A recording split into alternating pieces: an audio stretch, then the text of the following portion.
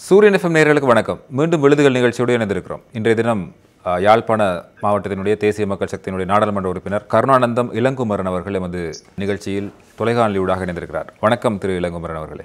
வணக்கம். விழுதுகள் நிகழ்ச்சிகளுக்கும் சூரியன் நேர்களுக்கும் வணக்கத்தை கேட்டுக்கொண்டு இந்த நேரலைக்கு அழைத்ததற்கு மிக்க நன்றிகளை. உங்களை பற்றி பெரிதாக அறிந்திருக்கவில்லை. இந்த தேர்தலுக்கு முன்னர் உங்களை பற்றி சுருக்கமாக ஒரு அறிமுகத்தை சொல்லுங்களேன்.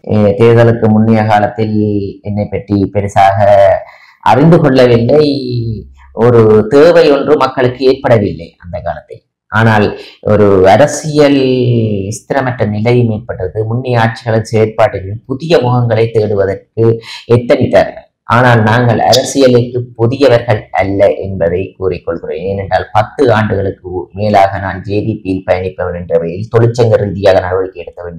இலங்கை மின்சார சபையில் வேலை செய்த காலத்தில் இருந்து நான் தொழிற்சங்க நடவடிக்கையில் ஈடுபட்டிருக்கிறேன். அதன் நிமித்தமாகத்தான் இந்த அமைப்புக்குள் உள்வாங்கப்பட்டேன் வடபகுதியில் இருந்து.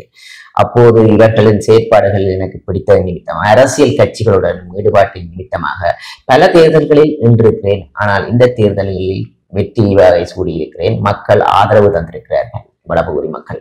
இதற்கு முன்னரும் நீங்கள் நாடாளுமன்ற தேர்தலில் நின்று இருக்கின்றீர்களா? நாடாளுமன்ற தேர்தலில் பிரதேச தேர்தலில் நின்றிருக்கிறேன். அன்றைய காலத்தில் மக்களுக்கு தெரிந்தாலும் பெரிய அளவில் ஆர்வம் ஏற்படவில்லை. ஏனென்றால் ஒரு தேவைப்பாடு ஏற்படும் போதுதான் மக்கள் அவர்களை தேடுவார்கள். அப்போது இந்த தேர்தலில் தேசிய மக்கள் சக்தி என்ற தேடல் மக்களுக்கு அதிகரித்தது. அவர்களை பற்றி ஆராய வலிக்கிட்டார்கள். அதன் நிமித்தமாக பெரும்பாலான மக்கள் வடபகுதியில் கூட 3 ஆசனங்களை பெற்றுக் கொடுத்திருக்கிறார்கள். அது வடபகுதி மக்கள் மாற்றத்தை விரும்பியது உலகத்திற்கு எடுத்து காட்டிய முதல் படியாக நாங்கள் நினைக்கிறோம். புதிய முகங்களை மக்கள் தேடுகிறார்கள் அல்லது புதிய முகங்கள் அரசியல் நாடாளுமன்றத்துக்கு வர வேண்டும் என்று மக்கள் விரும்புகிறார்கள் என்ற ஒரு கருத்தை குறிப்பிட்டு வந்தீர்கள். தேசிய மக்கள் சக்தியினுடைய நாடாளுமன்ற உறுப்பினராக பல புதிய முகங்கள் வந்திருக்கின்றனர். இப்படி புதியவர்கள் வந்திருப்பதன் காரணமாக ஏற்கனவே கூறப்பட்ட ஒரு குற்றச்சாட்டு இருக்கிறது. அவர்களுக்கு அனுபவம் இல்லை, அரசியல் ரீதியான அனுபவம் இல்லாத காரணத்தினால் நிர்வாகத்திறன் இருக்காது போன்ற பல குற்றச்சாட்டுகள் முன்வைக்கப்பட்டிருந்தன. நீங்கள் பாராளுமன்றத்துக்கு தெரிவானதுக்கு பிறகு நீங்கள் இந்த குற்றச்சாட்டை எப்படி உணர்கின்றீர்கள்? நீங்கள் அனுபவ ரீதியாக என்ன மாதிரியான சிக்கல்களை எதிர்நோக்கியிருந்தீர்கள்? அதுதான் நான் ஒன்றை கூறுகிறேன். அனுபவம் என்பது நாங்கள் பயணிக்கும் பாதையில் வருவது. நாங்கள் எடுத்துக்கொண்டால் பிறக்கும் போது இந்த உலகில் யாரும் எதுவும் தெரியாமல் தான் பிறக்கின்றார்கள். ஆனால் அனுபவம் என்பது நாங்கள் 10 ஆண்டுகளாக கண்டிருக்கிறேன். நான் தேசிய மக்கள் சக்தி ஜேவிபியில் பயணித்தேன் என்றதில் இன்று எனக்கு 34 வயசாகிறது. 34 வயசில் இந்த அனுபவத்தை கண்டிருக்கிறேன். அதில் அனைத்து மக்களும் இந்த அனுபவத்தை கண்டிருக்கிறார்கள். நான் மட்டுமில்லை, இந்த வடபகுதியில் இருக்கும் ஒட்டுமொத்த இலங்கையில் இருக்கும் மக்கள் அனைவரும் அனுபவத்தை பெற்றிருக்கிறார்கள். ஏனென்றால் அரசியல் என்பது ஒரு சூது விளையாட்டாக இதுவரை காலம் இருந்தது. ஆனால் இன்று அவ்வாறு இல்லை. மக்கள் சார்ந்து சிந்திக்கும் ஒரு அரசாங்கம் ஒன்று, இந்த அனுபவம் ஒன்று, தேசிய மக்கள் சக்தி அரசாங்கம் ஒன்று உருவாகியிருக்கிறது. மக்கள் உணர்கிறார்கள். இந்த முறை எடுத்துக்கொண்டால் ஒரு எரிபொருள் தட்டுப்பாடு ஒன்று வந்தது, இன்று வரப்போகின்ற ஒரு பீதி ஏற்பட்டுச்சு. அது ஒட்டுமொத்த மக்களையும் அது சந்தேக உணர்வை ஏற்படுத்தி இருந்தது. மக்களின் மனம் என்பது தமிழர்களுடைய மனமும் ஒன்றுதான், சிங்களவர்கள் மனம் ஒன்று. பயம்.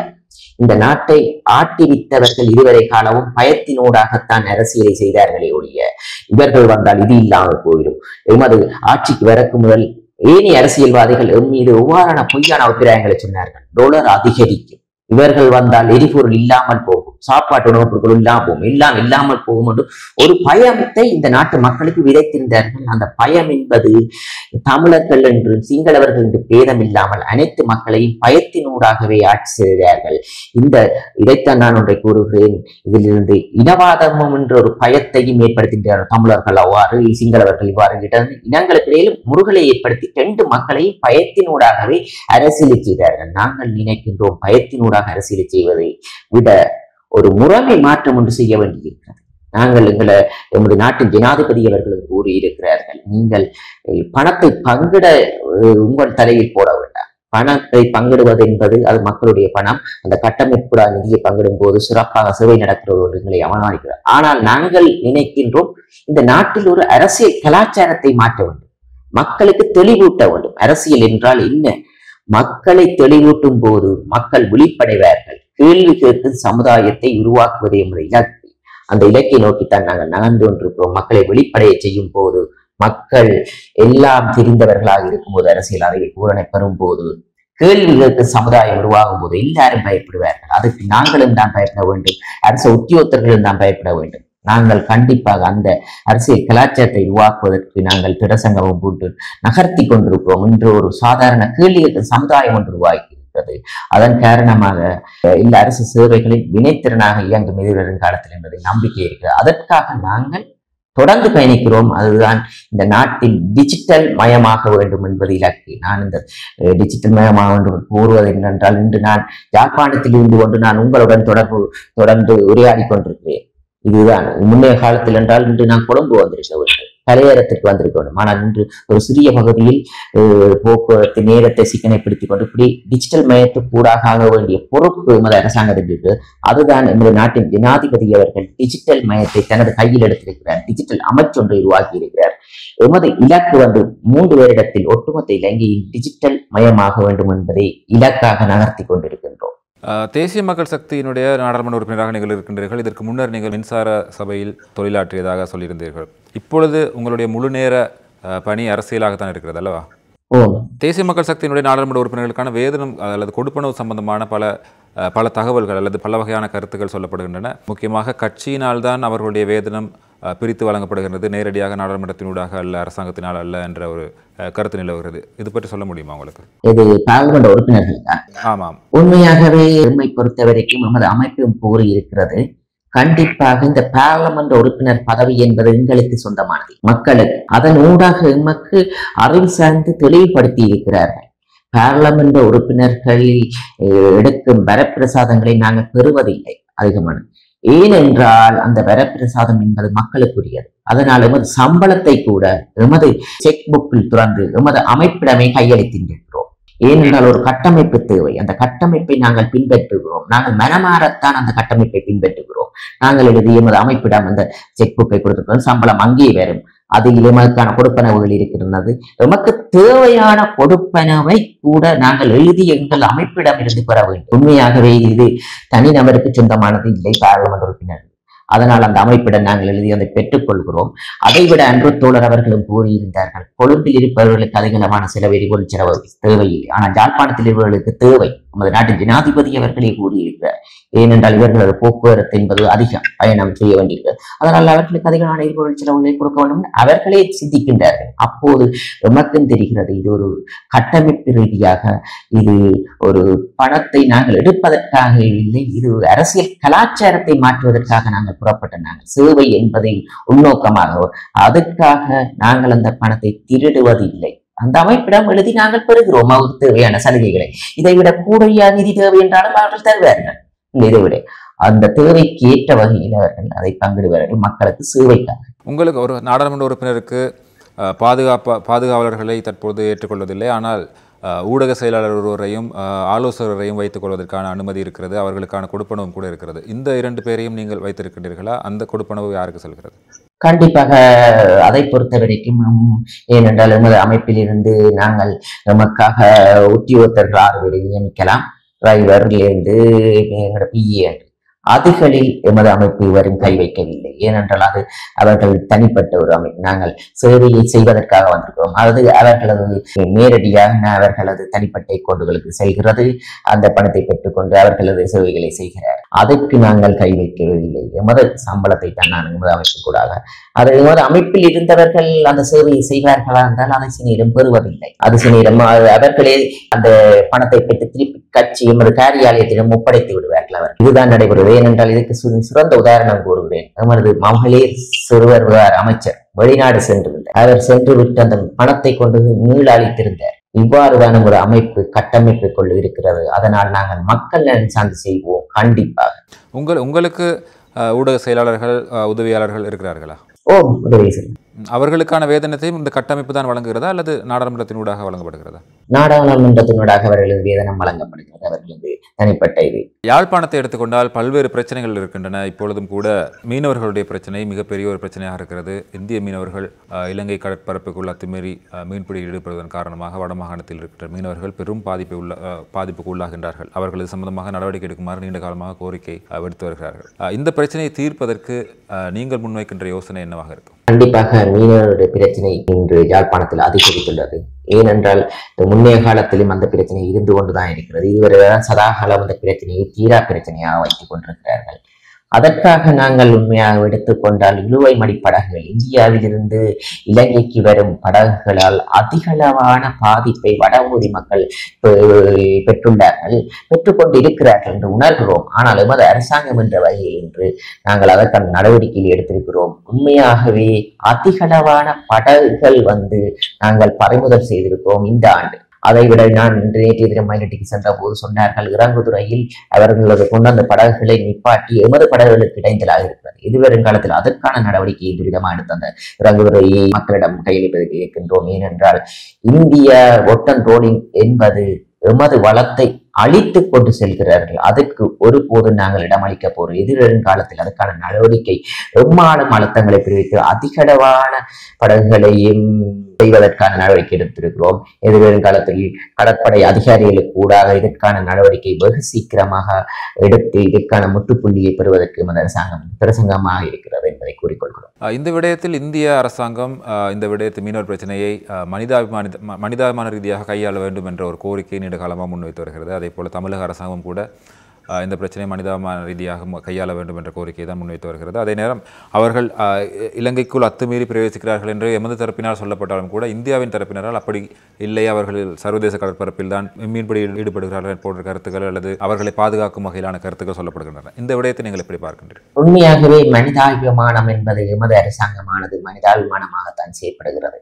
அவர்களது மீனவர்கள் கைது செய்யும் போது மனிதாபிமான அடிப்படையில் முதல் கட்டமாக விடுதலை செய்வோம், திரும்பவும் அவர்களே வருவார்களா என்றால் அதற்கான நடவடிக்கை எடுப்போம். ஆனால் எமது அரசாங்கம் என்ற வகையில் அவர்கள் கூறுவது முற்றுமுழுதாக பொய்யானது. ஏனென்றால் நான் வடபகுதியில் கரையோரத்தில் நின்று பார்க்கும்போது அவர்களது ஒட்டன் ரோலிங் என்ற படகு வருவது தெரியும் எனக்கு. நானும் இதில் கடந்த காலத்தில் ஒரு துப்பாக்கி சூட சம்பாவிதம் ஒன்று நடந்திருந்தது. கைது செய்யும் போது ஒரு சம்பாவிதம் தற்செயலாக நடந்திருந்தது. அந்த மீனவர்களை நான் உடனடியாகவே மருத்துவமனைக்கு சென்று இந்தியா மீனவர்களை சென்று விசாரித்த போது அவர்களே கூறுகிறார்கள், இந்தியாவில் மீனினம் என்பது நாங்கள் அழித்து விட்டோம், வடபகுதியில் அதிகளவான மீனவை இருக்கிறது. அவர்களே ஒப்புக்கொண்டிருக்கிறார்கள். என்னிடம் வாக்குமூலமாக இருக்கிறது. அவர் சொல்கிறார், இந்த வாக்குமூலத்தினூடாக நாங்கள் எல்லை தாண்டித்தான் மீன் பிடித்தோம் என்று அவர்கள் கூறுகிறார்கள். இலங்கை கடற்படை இலங்கை என்பது இறைமை உடைய நாடு என்பதை இந்தியாவுக்கு இருக்கும் இறைமை மாதிரி தான் எமக்கும் ஒரு இறைமை இருக்கிறது. அதனால் உண்மையாகவே இதுவரை காலமும் வடபகுதியில் இருந்து வடபகுதி மக்களுக்காக எவரும் குரல் கொடுக்கவில்லை, மீனவர்களுக்காக கண்டிப்பாக. ஏனென்றால் வடபகுதி என்பது கடல் வளத்தால் நிரம்பிய வளம், மீன் வளம். அப்ப அந்த யுத்தத்தால் பல மக்கள் இன்னல்களை ஏற்படுத்தியிருக்கிறார்கள். இப்போதுதான் மீண்டு வருகிறார்கள். அவர்களுடைய வளங்களை நாங்கள் பாதுகாத்து கொடுப்போமானால் இந்த வடபகுதி மீனவர்கள் மேலும் செந்தளிப்பாக உருவாகுவார்கள் திடமான நம்பிக்கை இருக்கிறது.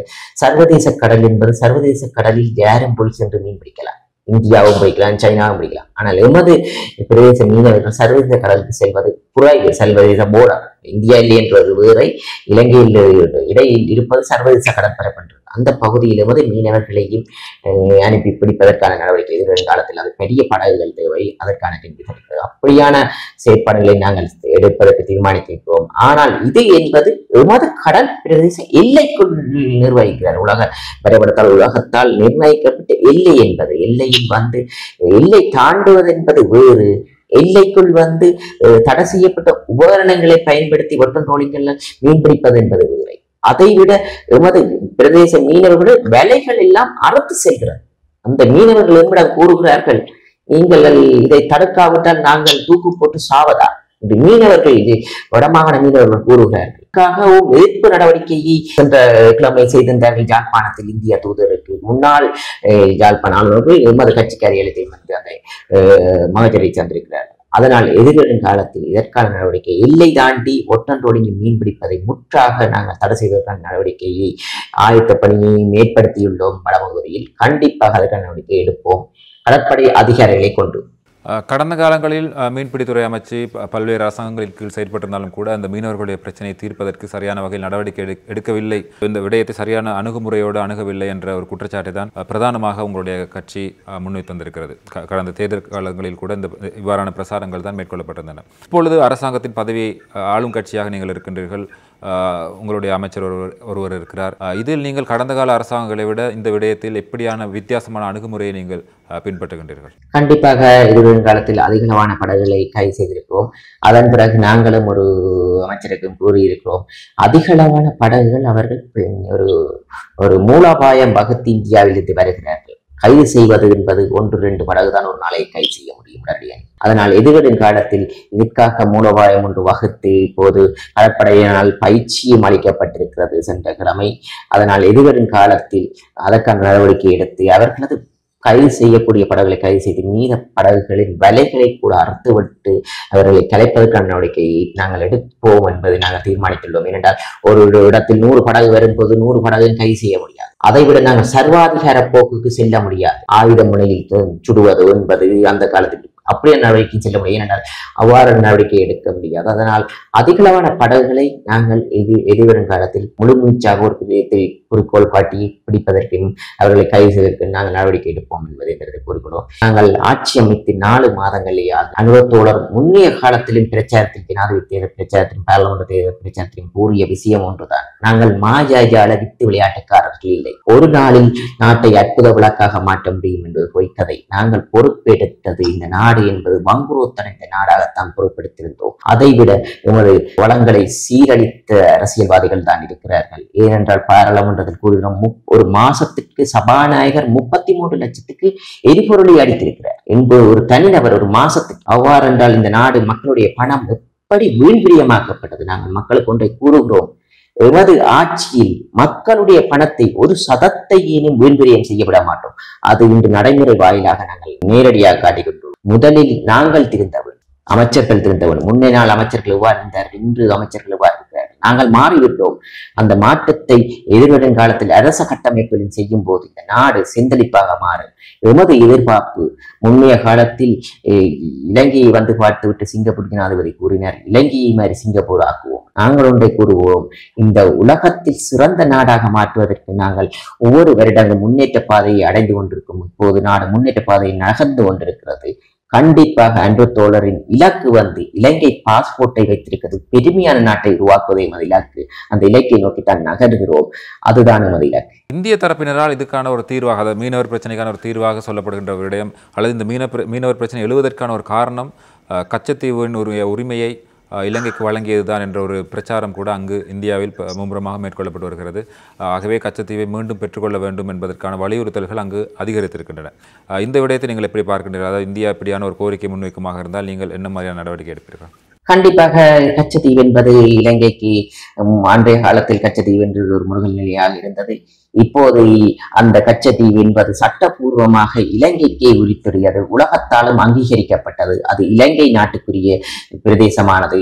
இன்றும் கூட கடற்படையினால் தான் பராமரிக்கப்பட்டுள்ளது. அந்த வகையில் கச்சத்தீவு என்பது இலங்கைக்கு உரித்துடையது, சர்வதேசத்தால் அங்கீகரிக்கப்பட்ட தீவாக கச்சத்தீவு இருக்கும் என்பதை நாங்கள் திருசங்கமாக கூறுகிறோம். அதே போலதான் யுத்தம் நடைபெற்ற காலப்பகுதியில் பல்வேறு போர்க்குற்றங்கள் இடம்பெற்றதாக குற்றச்சாட்டுகள் முன்வைக்கப்படுகின்றன. இது சம்பந்தமான விசாரணைகள் கோரி பல்வேறு பிரேரணைகள் சர்வதேச ரீதியாக நிறைவேற்றப்பட்டிருக்கின்றன. ஜெனீவா மாநாட்டில் கூட, கடந்த மாநாட்டின் போது கூட இலங்கை தொடர்பான ஒரு பிரேரணை முன்வைக்கப்பட்டிருந்தது. கண்டிப்பாக எமது அரசாங்கம் என்பது மக்களுடைய பிரச்சனைகளை அணுகி சிறந்த முறையில் தீர்வு வழங்குவதற்கு, இன ஐக்கியத்துடனான தீர்வுகளை வழங்குவதற்கு, அதே நேரம் முன்னைய காலத்தில் ஏற்பட்ட விளைவுகளை சிறந்த முறையில் பக்கச்சார்பு இல்லாமல் நீதியான விசாரணையை அமைப்பதற்கு எமது விஜயகரத்தோடு சென்றபோது நான் கூறியிருக்கிறோம். எதிர்வரும் காலத்தில் அதற்கான நடவடிக்கை எடுத்து சிறந்த முறையில் நீதியை நிலைநாட்டுவதே எமது இலக்கு. அந்த நீதியை நிலைநாட்டுவோம் என்று திடமான நம்பிக்கை இருக்கிறது. மக்கள் உள்நாட்டு விசாரணையை எதிர்க்கின்ற சூழ்நிலையில் சர்வதேச விசாரணை தான் தேவை என்று சொல்கின்ற சூழ்நிலையில் கூட இப்போதைய அரசாங்கமும் உள்நாட்டு விசாரணைக்கு அல்லது சர்வதேச தலையீட்டுடனான விசாரணையை எதிர்க்கும் வகையிலான தீர்மானத்தை தான் ஜெனீவா மாநாட்டில் கூட அறிவித்திருக்கிறது. கடந்த கால அரசாங்கங்களுக்கும் இந்த அரசாங்கங்களுக்கும் இடையில் ஒரு பெரிய வித்தியாசம் இல்லாதது போல் தான் தோன்றுகிறது. உங்களுடைய பார்வை என்ன இந்த விடயத்தில்? உண்மையாகவே சர்வதேச விசாரணை என்பது உண்மையாகவே அது சர்வதேசத்தால் அங்கே முன்மொழியப்படுகின்ற ஒரு பிரேரணையாக இல்லை. அது ஒரு சர்வதேச விசாரணையை வேண்டி நிற்கின்றார்கள் தமிழ் மக்கள். ஏன் தமிழ் மக்கள் சர்வதேச விசாரணையை வேண்டி நிற்கிறார்கள் என்றால், முன்னைய ஆட்சியாளர்களின் அசமந்த போக்கு அவர்களுக்கு சிறந்த தீர்வை வழங்கவில்லை. எதிர்வரும் காலத்தில் நாங்கள் சிறந்த தீர்வுகளை வழங்கும் போது அந்த சர்வதேச விசாரணை தேவையில்லை என்று நினைப்பார்கள் மக்கள். அந்த நடவடிக்கையை எடுப்பதற்கு நாங்கள் தீர்மானித்திருக்கிறோம். யுத்தம் என்பது கொடியது, இரண்டு பக்கமும் கூடியது. யுத்தம் என்பது இரத்த வாய்களுக்கும் ஏன் யுத்தம் உருவாகியது? அரசியல்வாதிகளின் இருப்புக்காகத்தான் இந்த பிரிவினையை உருவாக்கினார்கள். யாழ்ப்பாண நூலகத்தை இடித்தார்கள். ஏனென்றால் இந்த நாட்டில் ஒரு பிரிவினை வேணும் என்பதை அரசியல்வாதிகள் எதிர்த்த அரசியல்வாதிகள் விருப்பமாக இருக்கிறது. ஏனென்றால் இன்று எடுத்துக்கொண்டால் மக்களை பிரித்து விட்டால் வடிவாக அரசியல் செய்யலாம். ஆனால் மக்கள் உணர்ந்து விட்டார்கள், இனி எதிர்வரும் காலத்தில் நாங்கள் பிரிவினையை நோக்கி நாடு நகர்வதால் எந்த பயனும் இல்லை. நாட்டை எமது பிள்ளைகளுக்கு சதாகாலம் இதே மாதிரி தான் இருக்கும். அரசியல்வாதிகளில் ஒரு நல்லா இருப்பார்கள் நினைத்து விட்டார்கள். மாற்றத்தை உணர்கிறார். எமது அரசாங்கம் என்பது தமிழ் அரசாங்கம் இல்லை, சிங்கள அரசாங்கம் இல்லை, முஸ்லிம் அரசாங்கம் இல்லை, மனிதனையும் கொண்ட அரசாங்கமாக நாங்கள் திகழ்வோம் என்பதை இந்த இடத்தில் கூறுகிறோம். அப்படியாக இருந்தால் சர்வதேச விசாரணை தேவையில்லை என்பதுதான் உங்களுடையதும் நிலைப்பாடாக இருக்கிறது அல்வா? கண்டிப்பாக சர்வதேச விசாரணை தேவையில்லை என்பதை சர்வதேசம் தான் முடிவு செய்ய வேண்டும். உண்மையாகவே நாங்கள் மக்களுக்கு விரோதமாக செயற்படுவோமானால் மக்கள் சர்வதேச விசாரணையை தான் வேண்டி நிற்பார்கள். எமது அரசாங்கம் சர்வதேச விசாரணையுடைய நீதியை ஒழுங்காக மக்களுக்கு தேவையான விதத்தில் சரியான விதத்தில் நீதியை வழங்குவோமானால் தமிழ் மக்கள் உணர்வார்கள். நீதி கிடைக்குமானா இருந்தால் இங்கே கிடைக்குமாக இருந்தால் இங்கேயே இருப்பார்கள், இங்கேயே நீதியை பெறுவார்கள். அந்த நீதியை நிலைநாட்டுவதற்கு அரசியல் பக்கச்சார்பு இல்லாமல், அரசியல் அழுத்தம் இல்லாமல் நீதியை நிலைநாட்டுவதற்கு நாங்கள் திருத்தம் ஊட்டுவோம். நீதி சிறந்த முறையில் எமது நாட்டில் நிலைநாட்டும் போது, அரசியல் தலையீடு இல்லாத நீதி ஒன்று இலங்கையில் உருவாகும் போது மக்கள் அந்த மாற்றத்தை விரும்புவார்கள். அந்த மாற்றத்திற்கு தான் நாங்கள் படையெடுத்திருக்கிறோம். சர்வதேச விசாரணை குறித்து சர்வதேசம் தான் தீர்மானிக்க வேண்டும் என்று குறிப்பிட்டீர்கள். ஆனால் சர்வதேசம் என்பது உள்நாட்டு அரசாங்கத்தினுடைய இணக்கப்பாடு இல்லாமல் எப்படி சர்வதேச விசாரணை மேற்கொள்ள முடியும்? கண்டிப்பாக நாங்கள் ஒன்றை கூறுகிறோம். எமது அரசாங்கம் ஆட்சி அமைத்து இப்போது 4 மாதங்கள் தான் ஆகிறது. உண்மையாக அதுக்கான இன்றைக்கு எமது நாட்டை வங்குரோத் அடைந்த நிலையை தான் தந்திருக்கிறார்கள். இப்போது குறுகிய கால பட்ஜெட் ஒதுக்கி இருக்கிறோம். இப்போ 4வது அடுத்த பட்ஜெட் ஒதுக்கி இருக்கிறோம். எதிர்வரும் காலத்தில் இதற்கான விசாரணைகள், கொலைகள், இந்த நாட்டில் நடந்த கொலைகளுக்கான சிறந்த நீதியை பெற்றுக் கொடுக்கும் போது கண்டிப்பாக இதற்கான தீர்வுகள் மக்கள் உணரும் போது இந்த பிரச்சனை என்பது சுமூகமாக முடியும் என்பதை நம்பிக்கை இருக்கிறது. நீதி சிறந்த முறையில் நிலைநாட்டப்படுமானால் கண்டிப்பாக மக்களே உணர்வார்கள் இந்த அரசாங்கத்தின் நம்பிக்கை. இன்று இந்த அரசாங்கத்தின் மீது மக்கள் நம்புகிறார்கள். முன்னே அரசாங்கத்தில் இருந்ததை விட இப்போது பல மடங்கு நம்பிக்கை இருக்கிறது. அது நான் எரிபொருள் நிரப்பு நிலையத்தில் இவ்வாறான ஒரு கியூ ஏற்பட்ட போது மக்கள் கூறிய வசனம், எமது அரசாங்கம் அதை செய்யும் சிறந்த முறையில், இது போலியான ஒரு கட்டுக்கதை என்று அவர்களுக்குள்ளேயே கதைத்துக் கொண்டிருந்ததை நான் கேட்டிருந்தேன். அதனால் எமது அரசாங்கத்தின் மீது நம்பிக்கை இருக்கிறது. எதிர்வரும் காலத்தில் மக்களின் மனங்களை வெல்லக்கூடிய சிறந்த நீதியை பெற்றுக் கொடுப்போம் திட்டமான நம்பிக்கை இருக்கிறது. கண்டிப்பாக அந்த நீதியை நிலைநாட்டுவோம். நீங்கள் கூட இப்பொழுது சர்வதேச விசாரணை தேவையா இல்லை என்பதை நேரடியாக ஒரு பதிலை சொல்லாமல் சுற்றி வளைத்து சொல்வதை போலதான் தோன்றுகிறது. இந்த அரசாங்கம் கூட ஜெனீவா மாநாட்டில் வெளிவிவகார அமைச்சராக இருக்கின்ற விஜித ஹேரத் அவர்கள் கடந்த அமர்வின் போது, ஜெனீவாவில் இடம்பெற்ற மனித உரிமை மாநாட்டின் போது உறுதியாக தெரிவித்திருந்தார், சர்வதேச விசாரணைக்கு தாங்கள் இணங்கப் போவதில்லை. ஜெனீவா மாநாட்டில் முன்வைக்கப்படுகின்ற பிரேரணைக்கு எதிரான ஒரு நிலைப்பாட்டை அவர் தெரிவித்திருந்தார். அப்படியான சூழ்நிலையில் வடமாகாணத்தில் பல தமிழ் பாராளுமன்ற உறுப்பினர்கள் தேசிய மக்கள் சக்தியின் ஊடாக தெரிவாக இருக்கின்றார்கள் கடந்த தேர்தலின் போது. இந்த மக்கள் பிரதிநிதிகள் தங்களுடைய மக்களுடைய அபிலாஷைகளை வேறு மாதிரியாக அரசாங்கத்திற்கு கொண்டு செல்கிறார்களோ என்ற ஒரு சந்தேகம் எழுகிறது தானே. இதற்கு உறுதியான ஒரு பதிலை உங்களால் சொல்ல முடியுமா? சர்வதேச விசாரணை என்பதை விட நாங்கள் ஒன்றை கூறுகிறோம். தேசிய மக்கள் சக்தி ஜேவிபியின் பல தோழர்கள், 60,000க்கு அதிகமான தோழர்கள் முன்னே அரசாங்கத்தால் கொல்லப்பட்டிருக்கிறார்கள். இது உண்மை. எமது அமைப்பிலும் கொடுக்கின்ற சர்வதேசம் என்பது எவ்வாறு செய்யப்படுகிறது என்று நமக்கு தெரியும். போர்களை ஏற்படுத்துவதன் விளைவாகவே பல நாடுகளில் போர்கள் நடைபெறுகிறது. ஆனால் போர்கள் நடைபெறும் போது எவரும் குரல் கொடுக்காமல் ஆயுதங்களை அள்ளி அள்ளி தாரை வாய்த்துவிட்டு இப்போது போலியான ஒரு முகபிம்பத்தை ஏற்படுத்திக் கொண்டு இவ்வாறான சர்வதேச விசாரணை என்று போர்வையில் உள்நுழைந்து நாட்டை குழப்பும் விதமான ஒரு சிலர் ஏற்படுத்துகின்றார்கள். நாங்கள் எமது அரசாங்கம் என்ற வகையில் மக்களின் மனங்களை வெல்வதே இலக்கு. அந்த மக்களின் மனங்களை வெல்வதை இலக்காக கொண்டு நாங்கள் நகர்ந்து கொண்டிருக்கிறோம். எதிர்வரும் காலத்தில் இந்த வடபகுதி வடபகுதியை எவ்வாறு முன்னேற்றுவது, வடபகுதியில் எவ்வாறு யுத்தத்தால் பல தொழில்துறைகள் சேதமடைந்து அழிவடைந்திருக்கின்றது என்பதை உணர்ந்து கொண்டு அந்த தொழில்துறைகளை உருவாக்குவதன் நோக்கமாக எதிர்கால சந்ததிக்கு அந்த தொழில்துறையை பெற்றுக் கொடுப்பதற்காக நாங்கள் நினைக்கின்றோம். ஏனென்றால் இன்று வடபகுதியிலிருந்து பெரும்பளவானவர்கள் நாட்டை விட்டு வெளியேறுவதற்காக இலக்காக. ஏனென்றால் இங்கே ஒருத்த தொழில்துறை 9 பாராளுமன்ற உறுப்பினர் இருந்தார், யுத்தம் முடிந்த போது பிறகு 7 ஆகிட்டு இன்று 6 ஆகிவிட்டு செல்லுமான தமிழர்களின் இருப்பு எங்கே செல்கிறது? அந்த இருப்பை தக்க வைப்பதற்கான நடவடிக்கையை இந்த அரசாங்கம் எடுக்கவில்லை. ஏனென்றால் அவர்களது இலக்கு அவ்வாறு இல்லை. ஆனால் நாங்கள் இனவாதம் இப்போது எமது கைத்தொழில் அமைச்சர் வடபகுதிக்கு வருகிறார் 7ஆம் தேதி. அங்கு சென்று சீமெந்து தொழிற்சாலையை சென்று பார்வையிட்டு அந்த தொழிற்சாலையை எவ்வாறு இயக்குவது, அதற்கு மாற்றீடாக எவ்வாறு செய்வது, கைத்தொழில் வைத்து உருவாக்குகிறோம். அடுத்ததாக பரந்தன் ஆணரவு உப்பளத்தை ஆணரவு உப்பளத்தின்ற பெயருடன் பேக் பண்ணி தர உயர்த்தி நாங்கள் இங்கிருந்து விநியோகிப்பதற்கு இருக்கின்றோம். ஓட்டி தொழிற்சாலை இயக்குவதற்கு இருக்கிறோம். இவ்வாறு தொழிற்துறை புதிய புதிய தொழில்துறையை உருவாக்குவதற்கு சுற்றுலா வலயத்தை வடபகுதியில் எவ்வாறு உருவாக்குவது என்று சுற்றுலா பயணிகளை எடுத்துக்கொள்ளுங்கள். இலங்கைக்கு வருகிறார்கள் அல்லது ஆனால் யாழ்ப்பாணத்துக்கு வருவது குறை. அவ்வாறு என்றால் எவ்வாறு யாழ்ப்பாணம் என்று பலர் கூறுகிறார்கள். மொத்த தேசிய உற்பத்தியில் யாழ்ப்பாணம் பங்கு வகிப்பது. இவ்வாறான தொழிற்சாலைகள் உருவானால் தானே பங்கு வகிக்கும். சிறந்த மீன் தொழிற்சாலை உருவாகணும் பேக்கிங். அவ்வாறு தரணியத்தை செய்யும் போது வடபகுதியில் கண்டிப்பாக உட்படும். ஏனென்றால் யாழ்ப்பாணம் தேசிய உற்பத்தி அதிகளவான ஈட்டி கொடுக்கக்கூடிய மாநிலம் வடமாகாணம் என்பதை எமக்கு திடமான நம்பிக்கை இருக்கிறது. ஏனென்றால் அவ்வாறு முன்னைய காலத்தில் என்பது திட்டம் படிசாலை 11 ஆண்டுகளாக செயலிழந்திருக்கிறது. பழைய காலத்திலேயே கல்லை ரொலியில் ஏற்றி கொண்டு செய்திருக்கிறார்கள். ஏன் இதை இவ்வாறு முடக்கி வைத்திருந்தார் முன்னையாச்சு? நாங்கள் எந்த பக்கச்சார்பும் இல்லாமல் வடபகுதியில் பல தொழில்துறை உருவாகும் போது தமிழ் மக்கள் மீளவும் யாழ்ப்பாணத்துக்கு வருவதற்கு எத்தனிப்பார்கள். இப்போது எடுத்துக்கொண்டால் இந்தியாவில் இருக்கும் தமிழ் மக்களும் கூட இங்கே தொழில்துறை உருவாக்கி நல்ல முன்னேற்றத்தை அடையுமா இருந்தால் அங்கிருந்து விட்டு வருவார்கள் இங்கே யாழ்ப்பாணத்துக்கு. அப்போது தமிழர்களின் எண்ணிக்கை வடபகுதியில் அதிகரிக்கும். அப்போது எமது பாராளுமன்ற உறுப்பினர் எண்ணிக்கையும் அதிகரிக்கும் என்பதை நாம் கூறுகிறோம். தமிழர்களின் இடுப்பை மேலும் மேலும் பாதுகாத்து தமிழர்களின் கலாச்சாரத்தை மேலும் மேலும் பாதுகாப்பதற்காக எமது அரசாங்கம் திடசங்கமாக நம்பிக்கையுடன் இதய சுத்தியுடன் செய்யும்போது இதைவிட தமிழ் மக்களின் மனங்களை வெல்ல முடியும் என்பது திட்டமான நம்பிக்கை இருக்கிறது. இப்படியான பொருளாதார அபிவிருத்தியின் ஊடாக மாத்திரம் மக்களுடைய மனங்களை வெல்ல முடியும் என்று நீங்கள் நினைக்கின்றீர்களா? அதாவது பல பிரச்சனைகள் சொல்லப்படுகின்றன, பல பிரச்சனைகள் காண்பிக்கப்படுகின்றன. காணாமல் போனவுடைய விடயம் இருக்கிறது, காணி விடுவிப்பு சம்பந்தமான பிரச்சனை இருக்கிறது, ராணுவத்தினுடைய அதிகளவான பிரசன்னம் அங்கு இருப்பதாக சொல்லப்படுகிறது. அதே போல யுத்த காலத்தில் இடம்பெற்ற போர்க்குற்றங்கள், மனித உரிமை மீறல்கள் போன்ற விடயங்களுக்கு நீதி வேண்டும், சர்வதேச தலையீட்டு நீதி வேண்டும் என்ற கோரிக்கைகள் நீண்ட காலமாக முன்வைக்கப்பட்டு வருகின்றது. 3000-4000 நாட்களாக காணாமல் போனவருடைய போராட்டங்கள் தொடர்ந்து இடம்பெற்று வருகின்றன. இந்த விடயங்களை எல்லாம் தீர்க்காமல் அங்கு பொருளாதார ரீதியான மாற்றங்களை ஏற்படுத்துவதாக மாத்திரம் அவர்களுடைய மனங்களை வெல்ல முடியும் என்று நீங்கள் நினைக்கின்றீர்களா?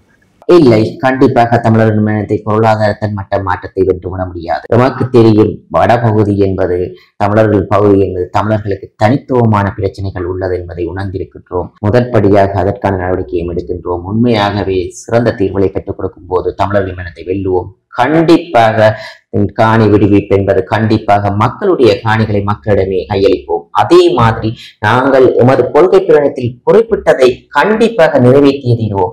ஆண்டவர் தோழர் அவர்களும் கூறியிருந்தார், பயங்கரவாத தடை சட்டத்தை நாங்கள் அகற்றிய தீர்வோம் உறுதியாக கூறியிருந்தார். அதுக்கான நடவடிக்கை எடுப்போம்.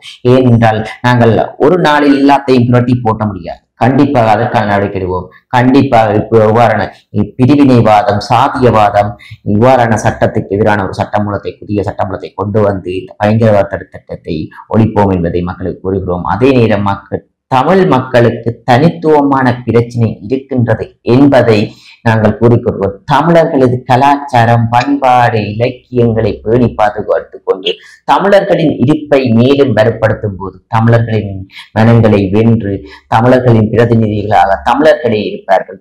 அதுதான் அனுபவத்தோழர் ஒன்று கூறுகின்றார், வடக்கு கிழக்கு பகுதியில் நான் தமிழில் கையாள விடுவேன். தமிழில் கையாள விடும் போது இந்த பிரச்சனை தீரும். ஏனென்றால் இந்த ஒரு ஜனாதிபதிக்கு முன்னைய காலத்தில் சிங்களத்தில் இருப்பினால் தமிழில் அனுப்பினால் பதில் வராது. இப்போது தமிழிலேயே மீள பதில் வருகிறது. இதற்கான நடவடிக்கை மேலும் பலப்படுத்தும் போது தமிழர்களுக்கான சிறந்த தீர்வை பெற்றுக் கொடுக்க முடியும் என்பது திடமான நம்பிக்கை இருக்கு. அதனால் தான் நாங்கள் முன்னைய காலத்தில் சொன்னார்கள், மாகாண சபை தேர்தலை கூட ஜேவிபி வைக்காது. தமிழர்களே, நாங்கள் நினைக்கிறோம் மாகாண சபை என்பது தமிழர்கள் போராடி பெற்ற ஒரு சிறிய உரிமை. நாங்கள் மாகாண சபை தேர்தலை நடத்த போகிறோம். எந்த காரணம் கொண்டும் தேர்தல்களை ஒரு நொடி கூட பிற்போட நினைக்க மாட்டோம். அதுதான் இந்த பிரதேச தேர்தல் பிரதிபலிக்கின்றது. கண்டிப்பாக எங்களுக்கு கூட இன்னும் டேட்டுக்கு தேர்தல் நடைபெறும் என்று கூட தெரியாது. முதல் அறிவித்தா பிறகுதான் எமக்கே தெரியும். ஏனென்றால் அந்த கட்டமைப்பு சிஸ்டத்துக்கு கூட வேலை நினைக்கிறோம். அவர்களை அந்தந்த திணைக்களங்களை சுயமாக இயங்க விடுகிறோம், அரசியல் அழுத்தம் இல்லாமல். அப்போது அந்த சுயமாக அரசியல் அழுத்தம் இல்லாமல் செய்யும் போது மக்களுக்கான நீதி கண்டிப்பாக நடைபெறும். எவருக்கு இலக்கு அந்த துறைகளை அவதானிப்பது மட்டும்தான் இருக்கும். அதற்காக அவர்களை இதை செய்ய அதை செய்ய என்று திணிக்க போறதில்லை. எமது உறவுக்காரர்களுக்காகவும் எமது சொந்தங்களுக்காகவும் சுயமாக இயங்கிவிடும் போது இந்த மாற்றத்தை ஏற்படுத்த முடியும் என்று நினைக்கிறேன். கண்டிப்பாக அந்த மாற்றத்தை நாங்கள் செல்லும் பாதை வேறு. அந்த பாதையை இழுத்து நினைப்பவர்களுக்கு அன்றத்தோடு சொல்லியிருந்தார். நாங்கள் செல்லும் பாதை இழுத்து நினைத்தாலும் அந்த பாதையில் பயணியுங்கள், அல்லது நாங்கள் செல்லும் பாதையில் பயணித்தாவது இந்த ஆட்சியை கைப்பற்ற நினைவுங்கள். அவ்வாறு பின்தள்ளி பழைய மூட நம்பிக்கை கொண்டு அந்த பழைய பாதையில் செய்ய நினைக்காதீர்கள். கண்டிப்பாக முதல் இலக்கு இந்த ஒட்டுமொத்த இலங்கையையும் சிறந்தது. அதற்காகத்தான் நாங்கள் எமது கலாச்சாரம் 3 கலாச்சாரத்தை பிரதிபலிக்கக்கூடிய ஒரு நிகழ்வை செய்வதற்கு கூட ஜனாதிபதிகளால் நிதிக்கப்பட்டுள்ளது. ஏனென்றால் எல்லா கலாச்சாரங்கள் தமிழ், சிங்களம், முஸ்லிம் எல்லா கலாச்சாரத்திலும் கூடிய ஒரு நிகழ்வை செய்யும் போது அந்த கலாச்சாரங்களை பேணி பாதுகாக்க முடியும் என்று தெரியும். இன்று தமிழருடைய கலாச்சாரம் அழிந்து கொண்டுதான் இருக்கிறது, சிங்களவருடைய கலாச்சாரம் அழிந்து கொண்டுதான் இருக்கிறது, முஸ்லீமுடைய கலாச்சாரம் அழிந்து இருக்கிறது. ஆனாலும் அந்த கலாச்சாரத்தை பேணி பாதுகாக்க வேண்டிய ஒட்டுமொத்த இலங்கையில் இருக்கும் கலாச்சாரங்களை பேணி பாதுகாப்பதற்கு அரசாங்கம் திருசங்கமாக இனவாதம் இல்லாமல், ஜாதிவாதம் இல்லாமல் மனிதரையும் கொண்ட அரசாங்கமாக சிந்திக்கும் என்பதை இந்த இடத்துக்கு கூறுகிறேன். மிக்க நன்றி இலக்குமரன் அவர்களே. இந்த நிகழ்ச்சி நிறைவு செய்யும் நேரம் நெருங்கி இருக்கிறது. இறுதியாக ஒரு கேள்வியை கேட்டுக்கொள்கிறேன். நீங்கள் மின்சார சபையில் முக்கியமான ஒரு பணியில் ஈடுபட்டவர் என்ற அடிப்படையில் கடந்த மாதம் இலங்கையில் மின்சார கட்டணத்தை குறைப்பதற்கான ஒரு தீர்மானம் எடுக்கப்பட்டு அதற்கான அறிவிப்பு வெளியாக்கப்பட்டிருக்கிறது. ஆனால் இப்பொழுது அண்மையில் மின்சாரத்துறை சார்ந்த அமைச்சரால் தெரிவிக்கப்பட்டிருந்த ஒரு விடயம், மின்சார கட்டணத்தை மீண்டும் அதிகரிக்க வேண்டிய ஒரு சூழ்நிலை ஏற்பட்டிருப்பதாக, ஒரு நிர்பந்தம் ஏற்பட்டிருப்பதாக அவர் சொல்லியிருந்தார். இந்த விடயத்தை நீங்கள் எப்படி பார்க்கின்றீர்கள்? எதிர்காலத்தில் மின்சார கட்டணம் மீண்டும் அதிகரிப்பதற்கான வாய்ப்பு இருக்கிறதா? கண்டிப்பாக மின்சார கட்டணம் என்பது தேவைகள் மின் உற்பத்தி நிலையங்களை பொறுத்திருக்கிறது. உண்மையாகவே மக்கள் நலன் சார்ந்த சிந்தித்து சிறந்த முறையில் தான் அந்த அதிகரிப்பு இருக்குமே, சடுதியான அதிகரிப்புகள் இருக்காது.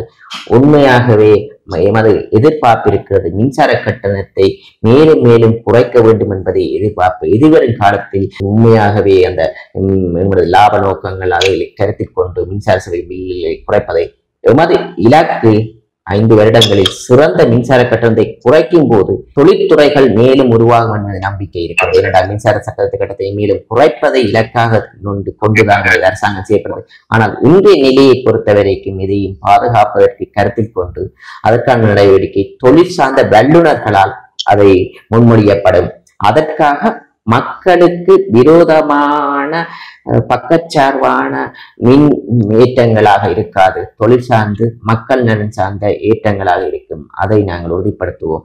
எமது அரசாங்கம் என்ற வகையில் இலக்கு மின்சார கட்டணத்தை சடுதியாக குறைப்பது தான் எமது இலக்கான. இன்றைய நிலையில் கூட நாங்கள் இந்த மின்சார கட்டணத்தை குறைத்திருக்கிறோம். ஏனென்றால் அந்த காலகட்டத்தில் நீர் மின் உற்பத்தி அதிகரித்து அதன் இந்த லாபங்கள் கருத்தில் கொண்டு நாங்கள் சடுதியை குறைத்துக் கொண்டு வருவோம். எதிர்வரும் காலத்தில் அதற்கான நடவடிக்கை துறை சார்ந்த வல்லுநர்கள் நடவடிக்கை எடுப்பார்கள் என்று இலங்கையில் பல துறை சார்ந்த இதய சுத்தியுடன் இயங்கக்கூடிய வல்லுநர்கள் இருக்கிறார்கள். முன்னைய காலத்தில் அவ்வாறு இல்லை. அரசியல்வாதிகள் தான் அதற்கு பங்கம் விளைவித்தார்கள். என்ற பொது பயன்பாட்டு ஆணைக்குழுவை கூட நமது பாராளுமன்ற அதிகாரத்தை வைத்து பதவியை விலக்கியவர்கள் தான் முன்னைய காலத்தில். நாங்கள் அவ்வாறு இல்லை. அந்த துறை சார்ந்த வல்லுநர்களின் ஆதரவுகளை பெற்று மக்கள் நலன் சார்ந்த செயற்திட்டங்களை எடுப்போம் என்று.